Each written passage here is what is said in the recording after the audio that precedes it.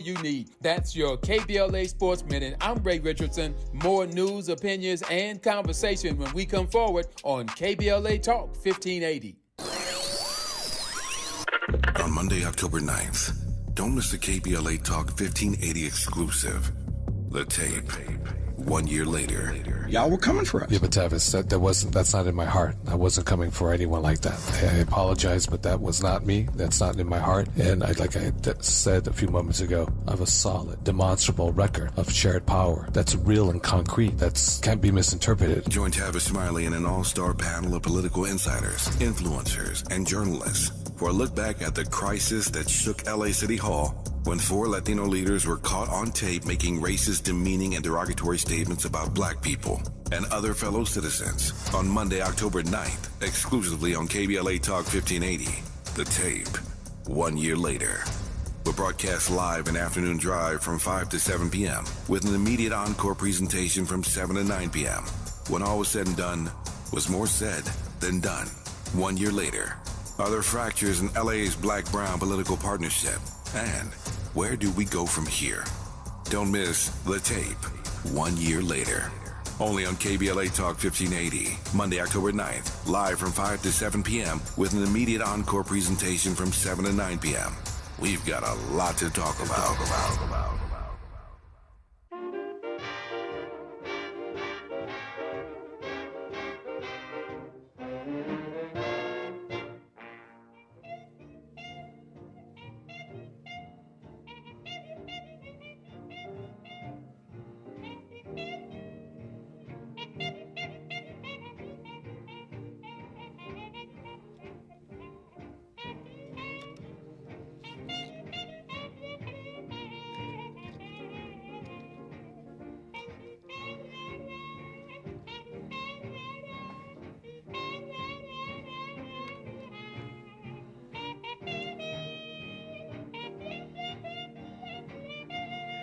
I'm Tavis Smiley. Glad to have you with us in this hour. Ever heard the name Ernie Fields? Ernie Fields. Well, we'll shed some light on this often overlooked luminary in the jazz world now that we're joined by Emmy Award-winning journalist Carmen Fields on the top side of this hour, a different conversation on the B side of this hour. We'll tell you more about that in a moment.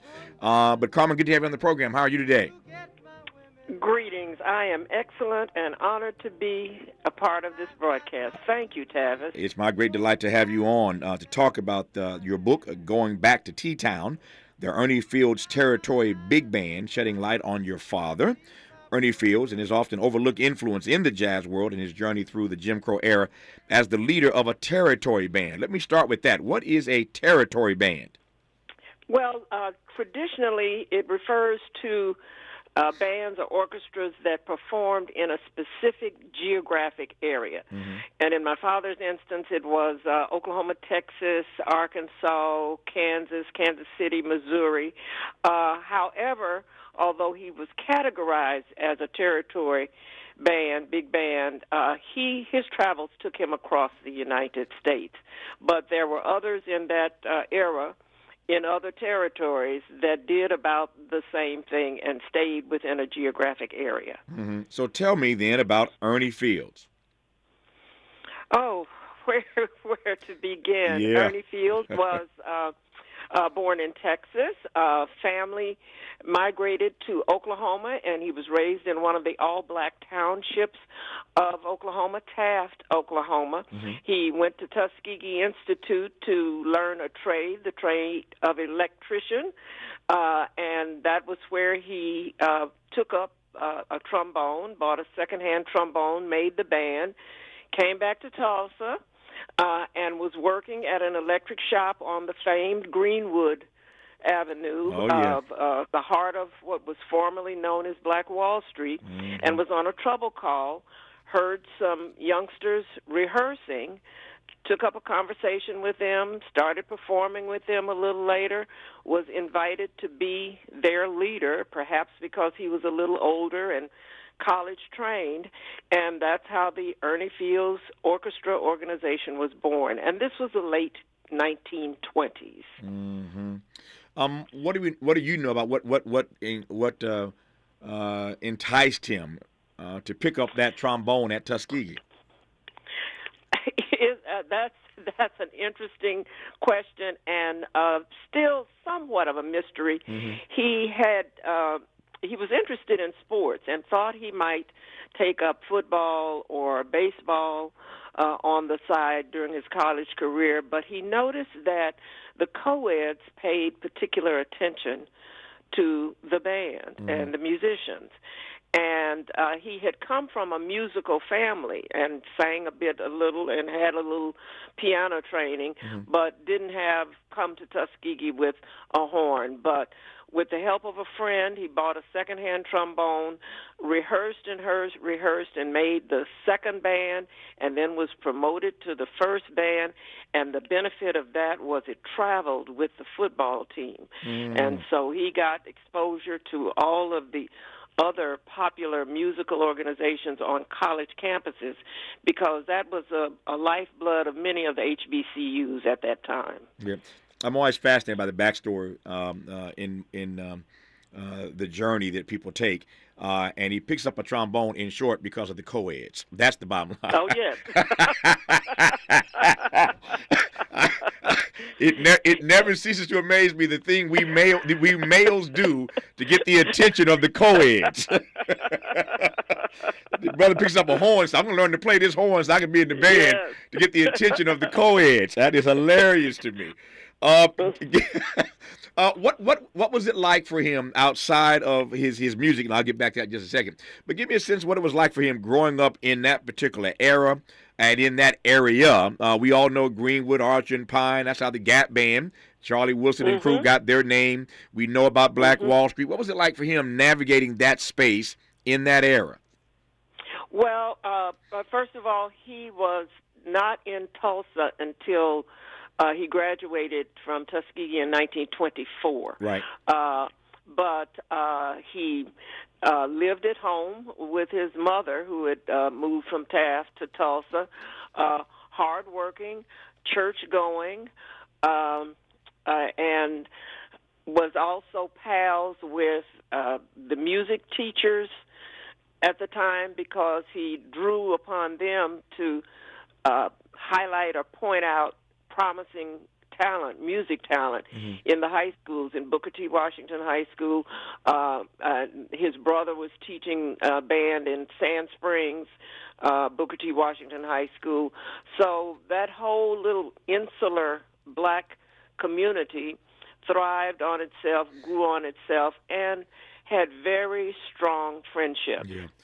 Nope, those friendships matter, and we'll talk about that when we come forward, those strong friendships. This is the second day this week. I say oftentimes, you never know how the dots are going to connect on this show. Dots just start connecting. I never know how it's going to work out. But for those who listen every day, and I hope that's you, and you recall earlier this week we had a conversation about Booker T. Washington. We talked about Tuskegee, and here those names come popping up again in today's program. We're talking right now with Emmy Award-winning journalist Carmen Fields about her father, Ernie Fields, and the Ernie Fields Territory Big Band, shedding light on his often overlooked influence in the world of jazz, and we'll talk a great deal more about it when we come forward on Tavis Smiley. What's your quarrel with the world? You're listening to Tavis Smiley.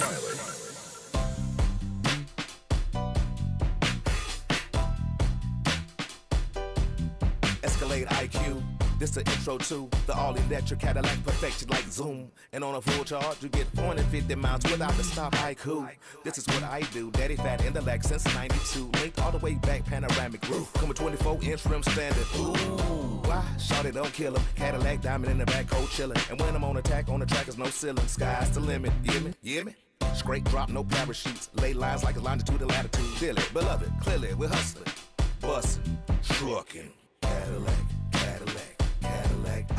For more on the Escalade IQ, visit Cadillac.com. Available late 2024. GM estimate 450-mile range on a full charge based on development testing and/or analytical projection consistent with SCHA 1634 revision 2017 MCT. Range subject to change prior to production. Annual rates may vary based on service factors, including ambience temperature, terrain, battery age, and condition loading, and how you use and maintain your vehicle.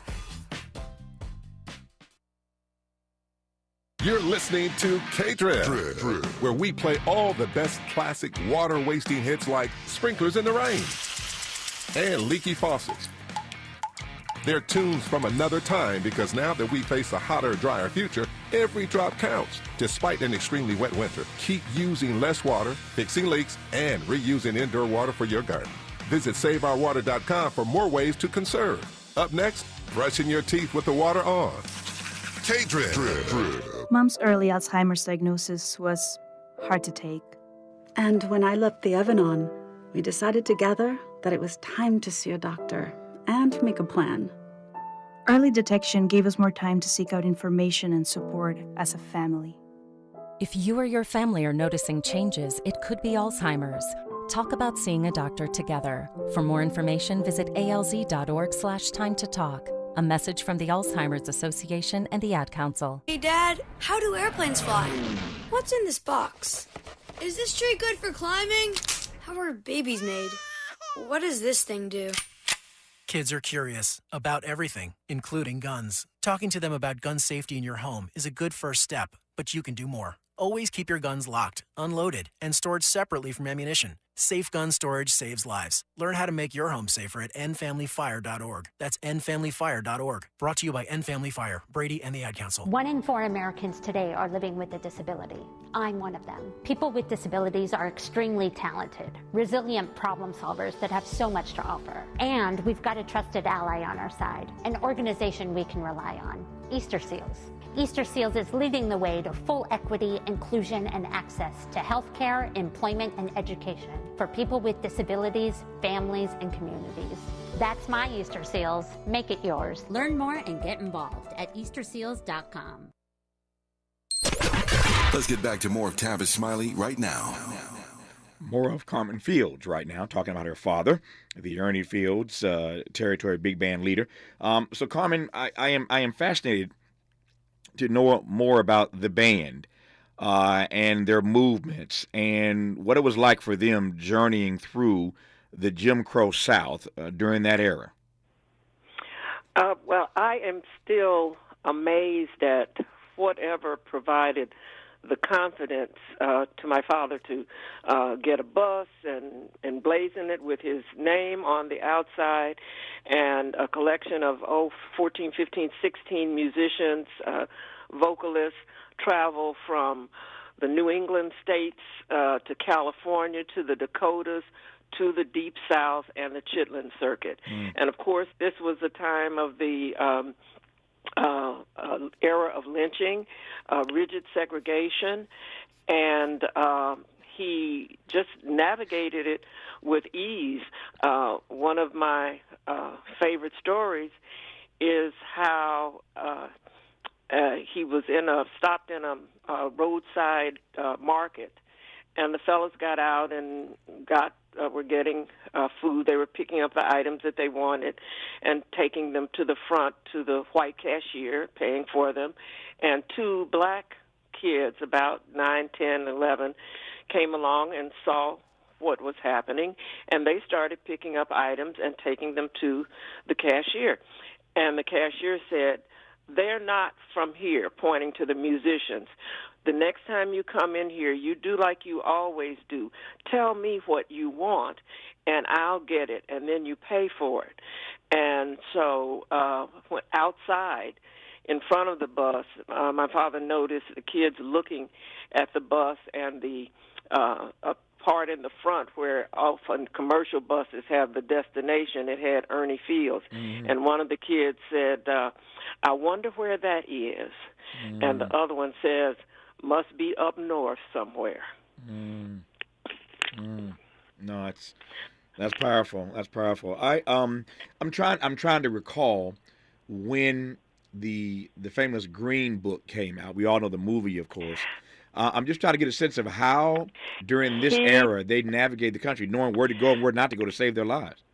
The Green Book was not even invented when my father started his travels. And for all of my research and going through all of the piles of paper that he left behind after he died, I never saw the Green Book. So I was learning about the Green Book much as the rest of America was. I suspect he depended on the words and messages of other musicians, his contemporaries who were also traveling, and their experiences. And my father was a Mason, and you know that the Masons have a deep friendship and relationship, and they often shared information on where were friendly places to eat or what have you, and I'm sure that was helpful in navigating. Yeah. And sometimes just from his own confidence and wit, he told a story that's in the book. He kept the bus had 2 40-gallon tanks, and he kept one filled all of the time. And when the other one was low, he'd pull into a service station and ask the attendants, tell them they needed approximately 40 gallons, which he thought was a pretty good take for the average small establishment. And he would ask them, if he fills up, can we use the restroom? And if they said no, he'd say, drive on, and he would go to another place. So that was his way of using money to earn respect. Nope, I ain't mad at him for that. Gotta leverage what you got. Leverage what you got, right?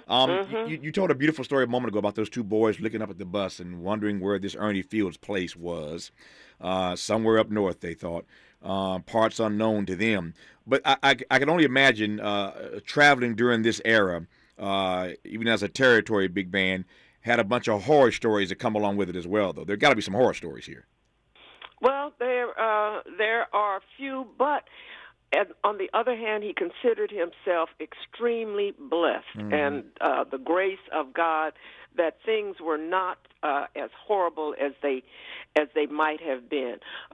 There's one story of when they just couldn't find anywhere to sleep, and through the kindness of a black police officer somewhere in the South, he showed them to a barrack, some kind of military barracks that was vacant, and they slept on cots. It was below 0 temperatures, and all they had for covering were their coats that they had, but they were able to spend the night there. He talks of another time of being in a city where they had first the black dance on a Friday night and the white dance on a Saturday night. And they had completed the black dance, and when they went back to the same establishment to get ready for the white dance, hoodlums had come in and broken up all of the glasses in the establishment because they didn't want to drink in the same glasses that those N-words had been drinking out of. So there were things of that nature that he just considered an inconvenience or unchristian-like behavior, but luckily there were very few brushes with outright violence. And touring all over the country, they were able, even in the Jim Crow era, to make a living doing this? Making a living.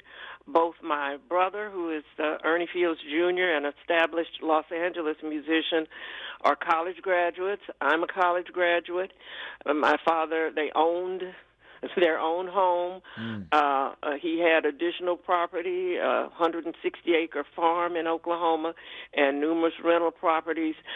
Yes, my mother was a school teacher, and that helped contribute to our livelihood. But yes, he provided a good, stable, middle-class living for our family, yes. Let's talk about the music. Well, I'm driving, watching my time here, driving toward his musical impact in the world of jazz. But for those who don't know the name Ernie Fields, we want to make sure they add that to their list. I say this, I find myself saying this quite frequently. I'm always, I'm trying to, what's the word I want here? On the one hand, I'm disappointed. On the other hand, I'm grateful when I learn of these stories about folk who've had huge impacts that we just know not of. And I think we all know the movie Hidden Figures, of course, and people saw that movie and just learned so much.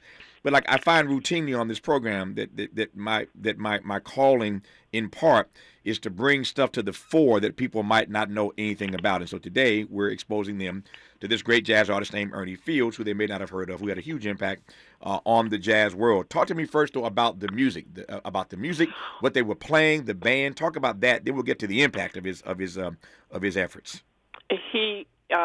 he stressed musicianship, and he was proud of the fact that he couldn't pass up a musician, a talented musician, whether he needed that particular instrument at the moment. He loved musicianship, and he loved pleasing an audience.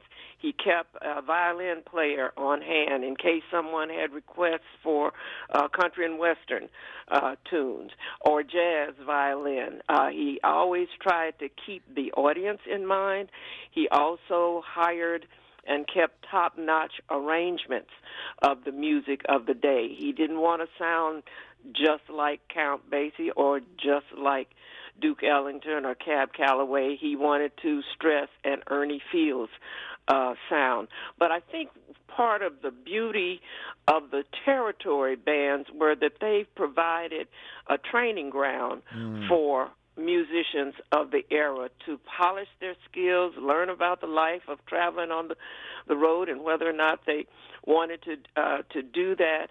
And many a name that you would recognize today came through the Ernie Fields organization and went on to do other greater things in the music world and outside the music. Shall I name a few? Go for it. Leroy Cooper, who was a baritone sax that became the mainstay in the Ray Charles Orchestra. Yusef Lateef, who was in the organization when he was known as Bill Evans, and later become a professor at University of Massachusetts. Harold Minerve, sax with Duke Ellington. Freddie Green, a mainstay with the Count Basie Orchestra.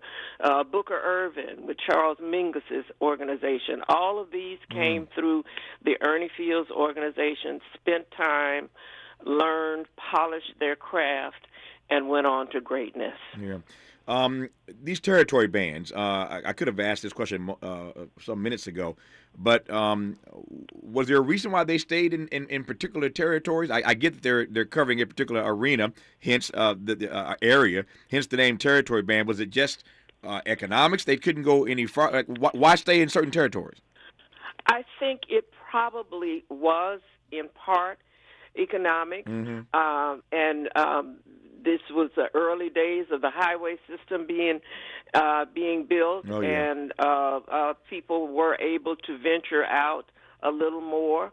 Also in the age of radio, when people were beginning to hear more about other orchestras outside their territory, they wanted to hear them.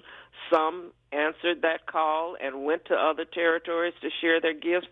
Others carved out a niche at a hotel or a club in one particular area. Alphonsus Trent out of Texas was the first black territory band to perform something like 40 weeks in a white hotel, a record that has not been duplicated yet. But so there, some could do well without traveling. Yeah. Others answered the call of the road. And what kind of audiences was the Ernie Fields Territory Big Band playing to? White and black. White and black. And he took pride in those were theaters, those were ballrooms, up and down the East Coast in particular, and juke joints, smaller juke joints. Wherever the audience led him, he was there to perform. Also, he had I forget the name of the promoter, who had ties to military bases. And he did a lot of performances on military bases around the country. And they would also enlist him to play for the black soldiers one night, and then for the white officers another night, and also for VFW, clubs and military establishments of that type. Yep. You've already given us some insight as to his impact musically with all the greats who came through his band first. And learned, as you put it, in that training ground, and then went on to work with Mingus and Ellington and Count Basie. So his impact has been felt whether we knew it or not, and now we know the name Ernie Fields and his Territory Big Band. I suspect, though, that part of you wanted to bring this story forward because of the obvious. He's your dad. He's your father. And you want his legacy to be known and respected. On the other hand, I assume that musically you wanted his contributions to be wrestled with and reckoned with as well, yes? I did. I wanted them to be recognized, his place in history, however small it may be.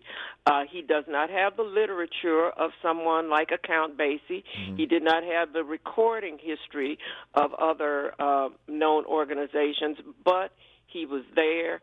He contributed, and I thought that deserved recognition. Why not more recording?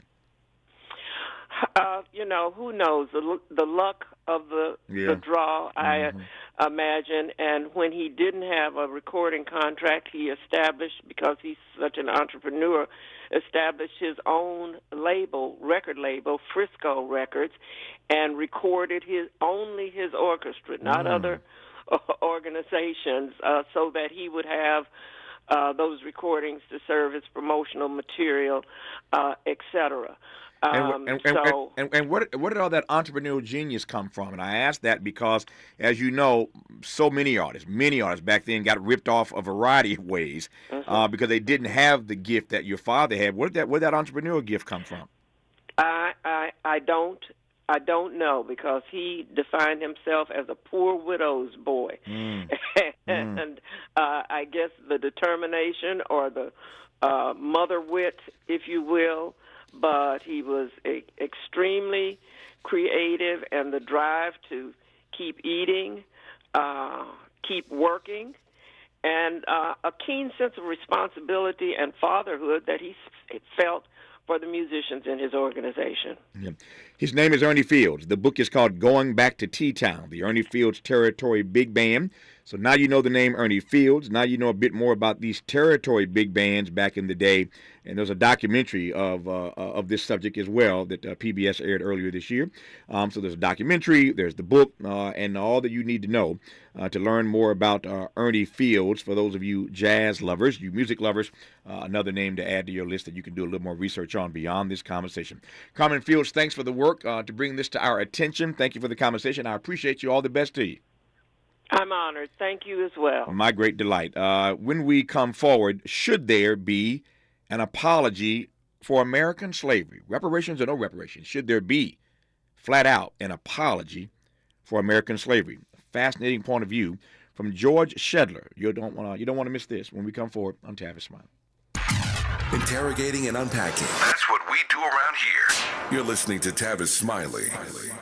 If you're like me, 60 and retired, making ends meet, especially here at the supermarket and drugstore, is tough. I'm so blessed to have found benefitscheckup.org. It's a free and confidential website from the National Council on Aging that connected me to $1,200 a year in programs that help pay for food, medicine, utilities, and more. Maybe it can help you. benefitscheckup.org. My daughter was diagnosed with a rare malignant rhabdoid tumor on the spine. They sent her straight to St. Jude. My hope was gone. But when you get there, everyone's like, hey, we're not going to give up. And when you see other people not giving up on your child, that makes all the difference in the world. When I found out I didn't have to pay, I was just grateful. They saved my baby's life. Finding cures, saving children. Learn more at stjude.org.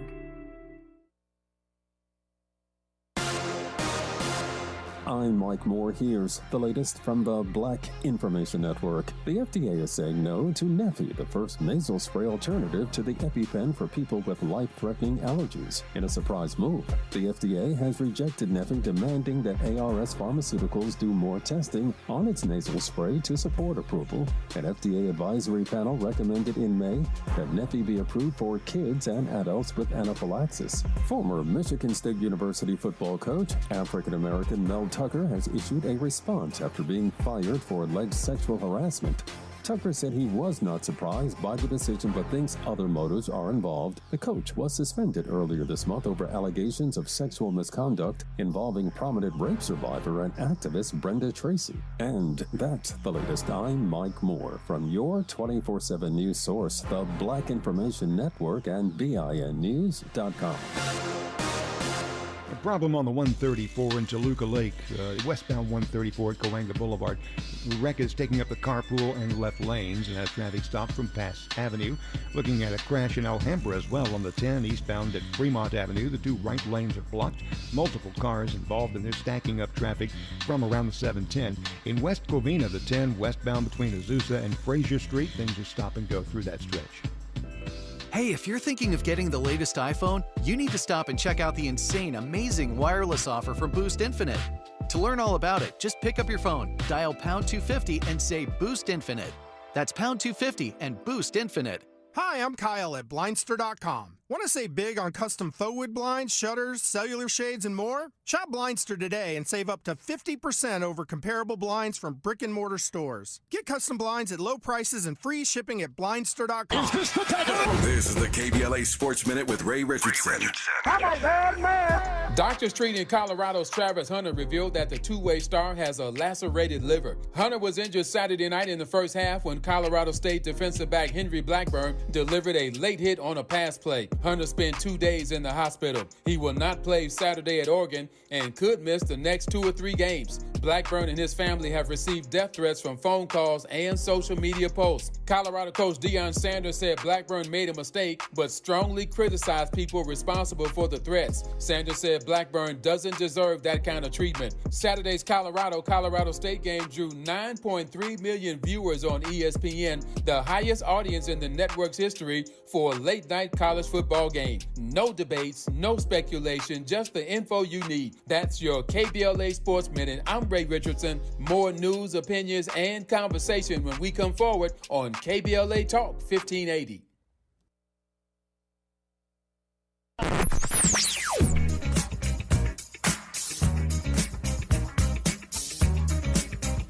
This is KBLA Talk 1580. Talk radio. That's music to your ears. We're unapologetically progressive. KBLA Talk 1580. We've got a lot to talk about. Hi, I'm Zoe Williams, a.k.a. the Voice of Reason, encouraging you to join me weekdays from 7 to 9 p.m. for the world's most intriguing relationship radio roundtable. Every night, I facilitate and encourage our loyal listeners to participate in the most engaging relationship discussions you'll hear anywhere. So make it a point to rendezvous with me, Zoe Williams, the Voice of Reason, Monday through Friday, 7 to 9 p.m. Pacific Standard Time. Trust me, your relationships will never be the same. The VOR is on fire tonight. Unapologetically progressive. KBLA Talk 1580. We've got your black. In Big Tobacco's Fantasyland, children are the future. Here, tobacco companies are committed to higher education, offering scholarships to students who submit essays about the benefits of vaping. The tobacco industry even sponsors summer camps for kids. Don't worry, the tobacco-sponsored programs have been linked to leaving your kids more interested in smoking. In Big Tobacco's Fantasyland, the world's deadliest industry is your child's friend. See reality at undo.org. For all of us, this generation and the next, there is simply no place in our lives for litter. And yet, it's everywhere we look. And unfortunately, it does belong to all of us. So, let's come together and create a litter-free, clean California, once and for all. Remember to properly dispose of your trash and recycling. Secure truckloads with tarps to keep debris from flying out. Clean out your car when you're at a gas station. Take pride in your community by organizing a cleanup event. Or join a cleanup event near you. Zero litter is the goal. Join us at cleanca.com. That's cleanca.com. Let's do it together. Brought to you by Caltrans. CleanCA.com.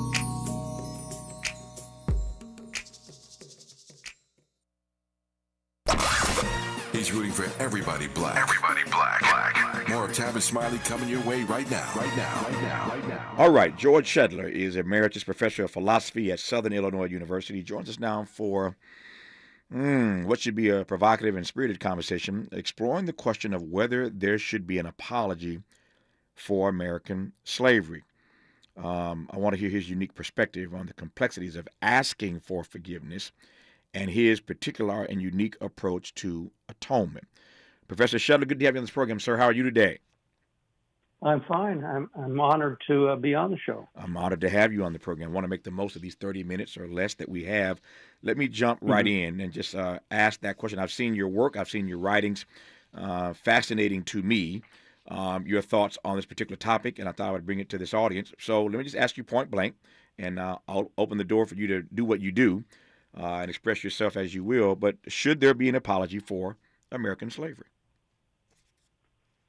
Well, I think it's too little too late to be my view in simple terms. That is, it makes sense for the original slaveholders to have apologized to their slaves, after they were freed or after the passage of the 13th Amendment. But it gets pretty attenuated when you talk about several generations later, because the descendants of slaves haven't been enslaved. In other words, it makes sense for wrongdoers to apologize to their victims. But now we don't have the wrongdoers. They're long since deceased, and we have only their descendants. And the descendants of the victims. So, I mean, on an individual case, I can understand it. When I went to a conference in Memphis, 20 years ago, it was a law school deal. The host almost broke down in tears because he realized that he had a great-great-grandfather who was a slaveholder, and this really bothered him. And I could understand him wanting to apologize for what his grandfather did to ancestors, assuming he found some people that descended from his slaves. I could see that on an individual basis. But what we're talking about here, an apology for slavery, we're talking about a group apology, not just one-on-one. And the groups are not the same as they were back when the wrongdoing took place. So to me, it doesn't make conceptual sense, in the real world. Yeah, this might happen, but I just have conceptual issues with that. You've written a book called notable works you've written, one called Racist Symbols and Reparations. If not an apology, and I'll come back to that, trust and believe, if not an apology, then what should happen? Nothing? Well, I think if you could, I think there should be some kind of reparations. The reparations should have, again, that's too little too late. It should have happened a long time ago. The problem, there are conceptual issues with that, but I would say that if you could figure out, an economist would have to be brought into this question, in what way would the victims of slavery, that is the enslaved, in what ways would they have been better off had they, let's say, been brought over here and freed right away, or never enslaved? In what way would they have been better off? And for example, let's say John Jones was a slave, and had he been a free person, he would have amassed, 100,000 more in cash and so on. If you can figure that out, and then look at how much worse off his descendants were because he did get that. Yeah, that makes sense. The problem, conceptual problem would be who's going to pay that, because that money may well have been squandered by the Confederacy. would it be the descendants of the slaveholders? That would make sense. Whether it should be from the federal government is another thorny issue, because the government passed the 13th Amendment in 1865, and that was a game changer. That abolished slavery. So yeah, I think that there's a way for it, and the federal government had a minimal role in this. It was really individuals, slaves, state governments, and so on.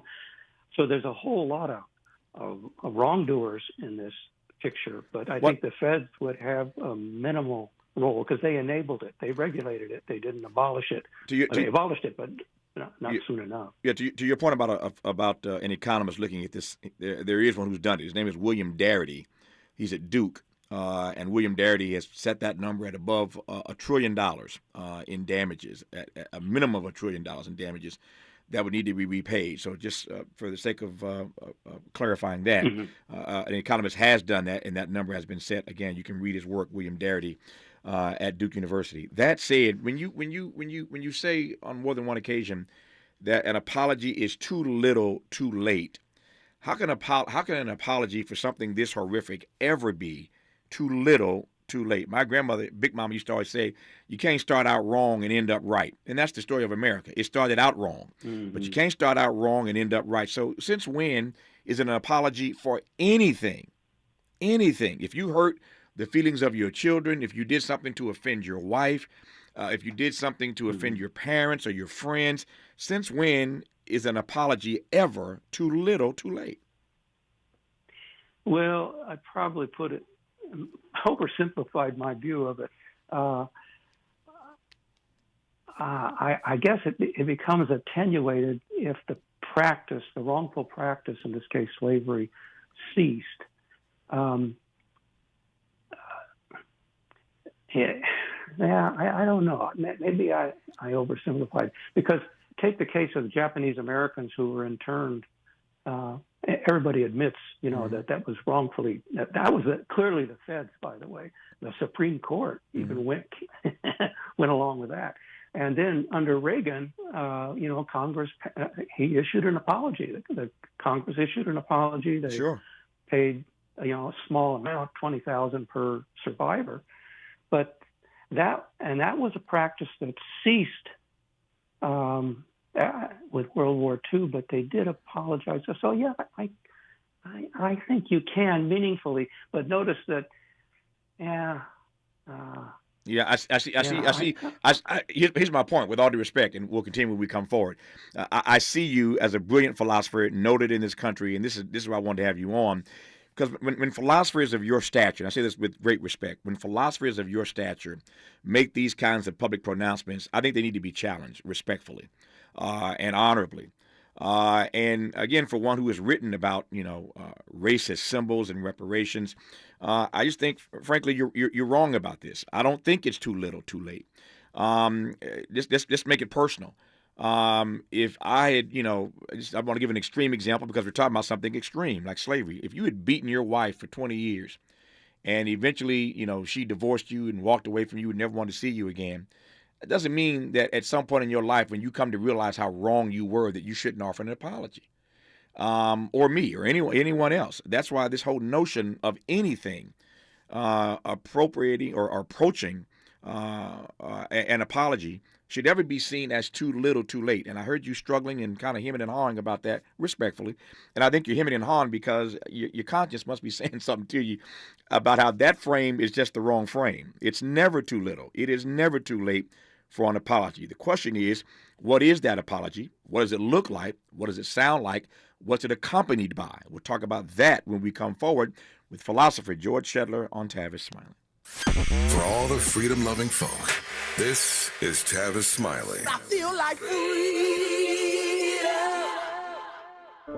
What is dedication? My biggest fear in the middle of my addiction was that my kids wouldn't have a father.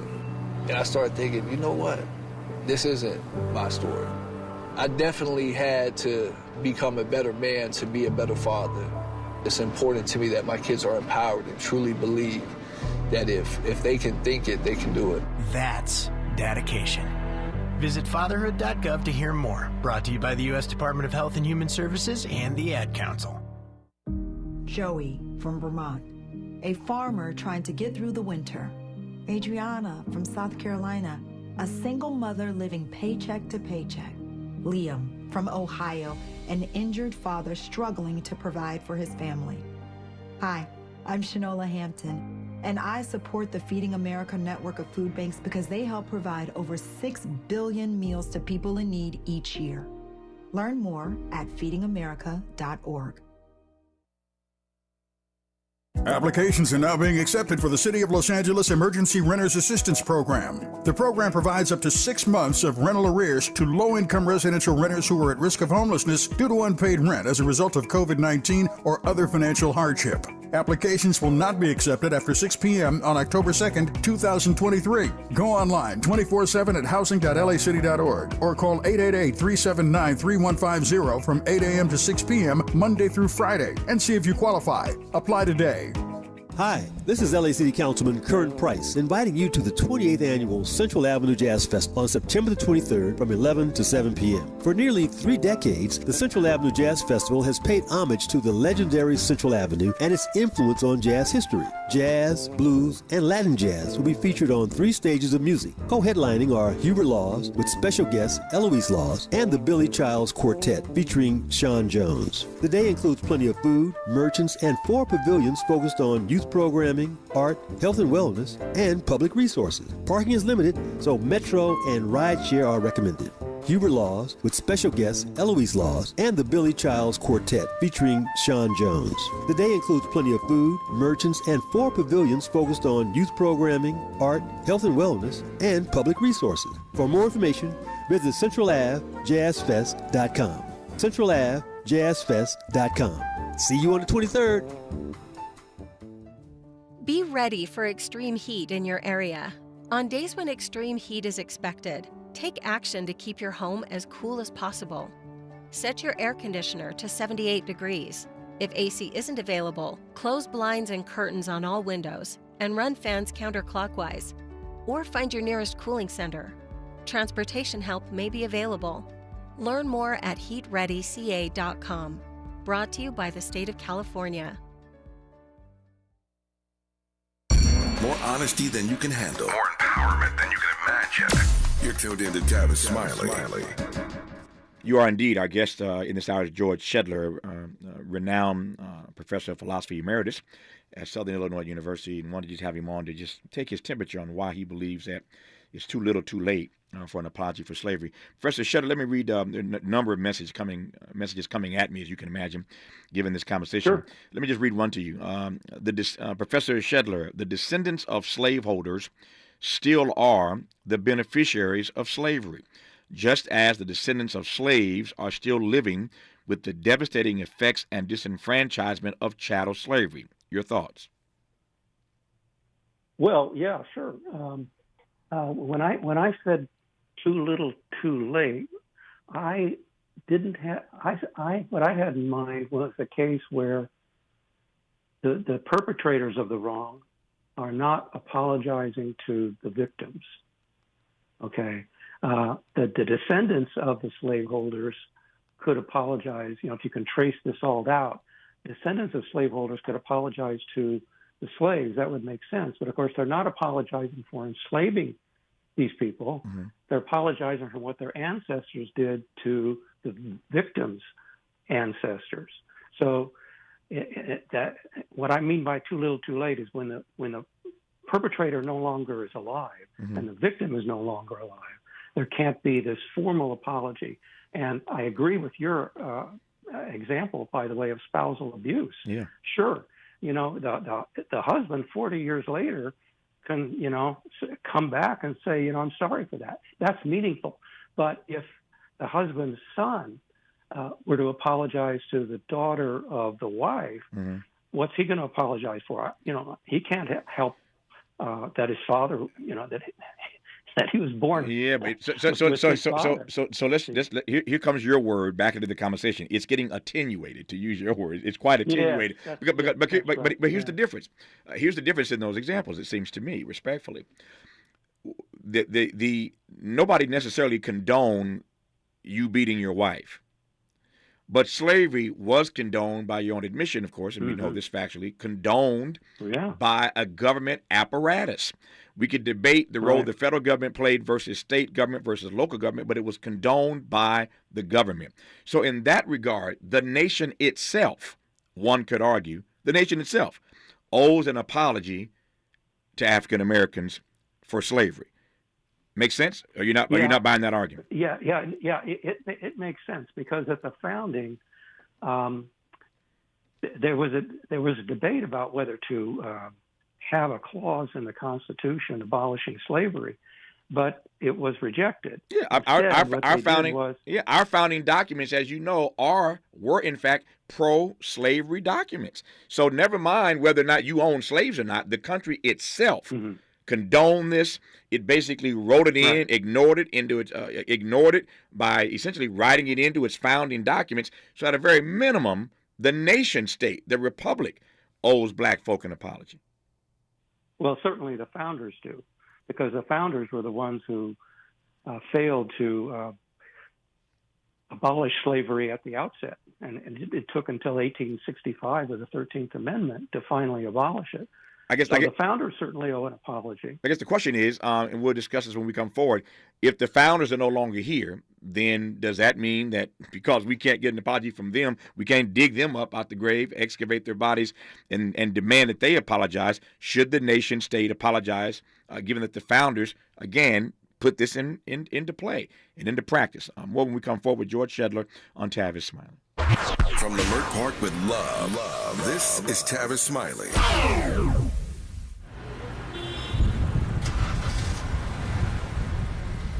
What's up, party people? It's your favorite MC's favorite rapper, MC Light here. And we're celebrating 50 years of hip-hop, authentically powered by Cadillac. And we're going to take it way back to where it started. It was only fitting that hip-hop began with teenagers at a back-to-school jam in the rec room of a South Bronx apartment complex by an 18-year-old brother. By the way, I'm also sure he had a Cadillac parked outside. He noticed the energy on the dance floor when he switched between two turntables, extending the beats, repeating the breaks, and never losing the rhythms. And that was the birth of hip-hop. And from that moment, it took off. For more on how Cadillac is celebrating hip-hop's 50th, visit Cadillac.com/audacity. KBLA Talk 1580. We've got a lot to talk about. Tired of being locked out of job opportunities and shut down by systemic racism? KBLA stands with you in fighting for the rights of black workers, and we don't black down. The Los Angeles Black Workers Center is a dynamic alliance of workers, organized labor, community-based organizations, clergy, students, and scholars, working collectively to improve the position of the black working class. The LA Black Workers Center takes a comprehensive approach to addressing the black jobs crisis. Their programs promote access to quality jobs, racial equity in hiring and retention, discrimination-free job sites, and they prepare black workers for employment in high-wage, career-track jobs.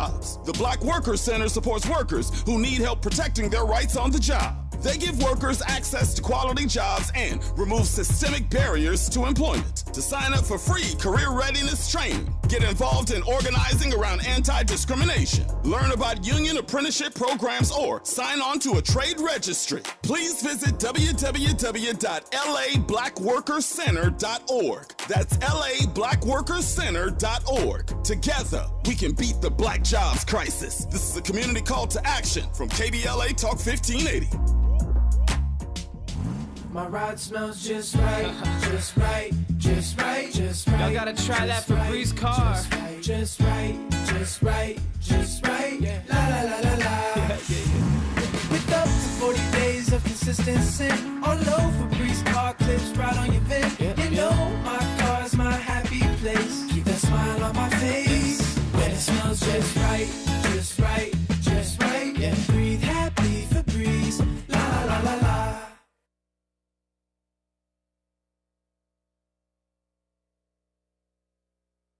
Helping to make you the most knowledgeable person in your circle of friends. This is Tavis Smiley I really need more time to excavate this with our guest, George Shetler. 30 minutes isn't enough, but that's all we had on today's program.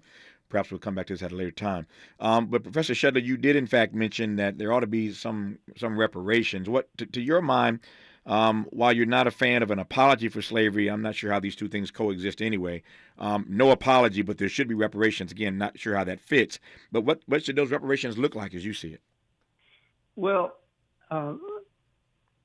when I say it's too little, too late, what I meant was that we don't have the wrongdoers and the victims here. Right. But that doesn't mean that we couldn't have some expression of regret. It wouldn't be a formal apology conceptually, but surely we could say, hey, we regret that the founders didn't abolish slavery. We regret the black codes, for example, after the Civil War.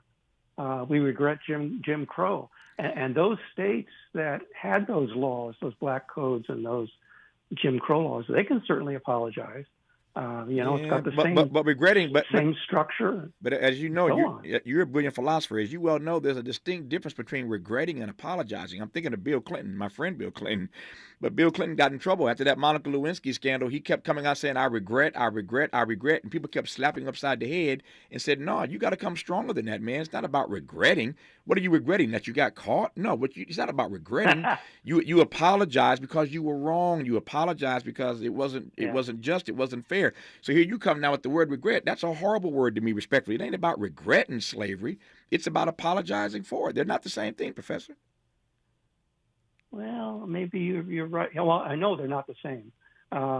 My only concern is we can apologize for slavery. It's just not going to meet the conceptual, my view, of a formal apology. It's going to be an expression of, it's regrettable that the founders didn't do this. It's regrettable that the states. Now, I think those state governments, could appropriately apologize. That would meet a formal apology to me, that they enacted those things. So I got 60 seconds left here. What does a reparations look like for you? Reparations, what does it look like as you see it?